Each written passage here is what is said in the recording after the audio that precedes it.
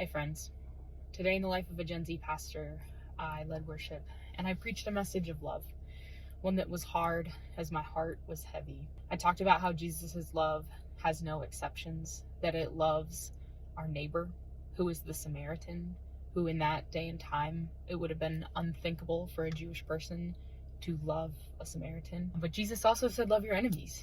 And I think in these divided times where we are falling into traps of arguing and debating what is right, we know that what's happening in Minneapolis is not right. We don't know a way forward, and right now we're waiting. But we hold on to hope because God's love is more powerful than anything that we can experience.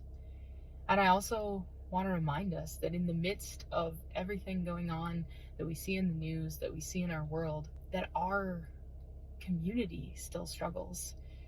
I have a mom who's struggling to raise her kids to do what's best for her family. I have a family who had to put their dog down this week.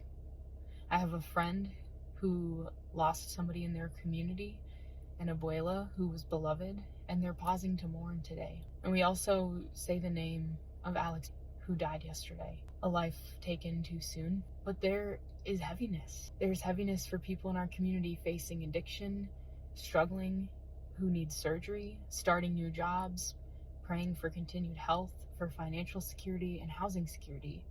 All of these things are still happening, and we need to be people who side with love. A love that does not discriminate, that does not take sides, a love that is difficult, but a love that is worth it, because God's love always overcomes, and there is light in the darkness.